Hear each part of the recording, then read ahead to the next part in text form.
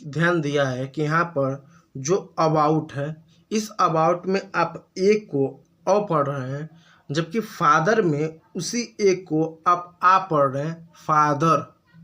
जबकि यहाँ पर एक ए है, इसी ए को आप यहाँ पर नेम पढ़ रहे हैं, ए की मात्रा पढ़ रहे हैं। और जबकि कैट में इसी ए को ए की मात्रा के रूप में पढ़ रहे हैं। यानी हर जगह ए है, लेकिन उसके बावजूद भी आप ए को अलग अलग उच्चारण करें।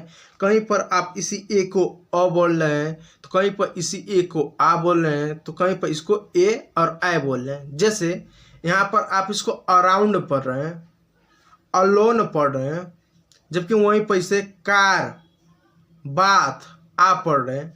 जैसे यहाँ पर आपको सेम ए पढ़ रहे हैं, डेट ए पढ़ रहे हैं, और वहीं पर बैट, मैन, कैट, रैट, इसको आप ए की मात्रा पढ़ रहे हैं। तो आखिर ऐसा क्यों? यानी हर जगह तो ए है, लेकिन ए का उच्चारण ये अलग अलग तरीके से क्यों आ रहा है? तो उसको दोस्तों आज हम समझेंगे। तो ए के रूप में पढ़ रहे हैं, तो ऐसा क्यों? देखिए दोस्तों, जो अ होता है उसका 4 उच्चारण है। एक अ का उच्चारण होता है आ, दूसरा होता है एक अ होता है, एक आ होता है, और एक ए और दूसरा ए।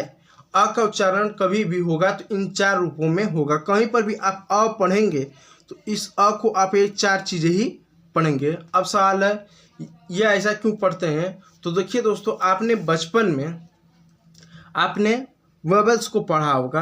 आपने किसको? स्वर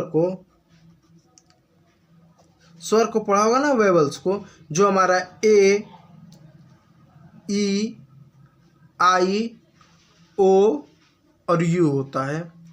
तो हर सबका अपना अपना अलग अलग उच्चारण होता है। ए का ये 4 तरह के उच्चारण होते हैं, ई के भी ऐसे 4 उच्चारण होते हैं, आई के भी होते हैं, ओ के भी होते हैं, और सबके अपने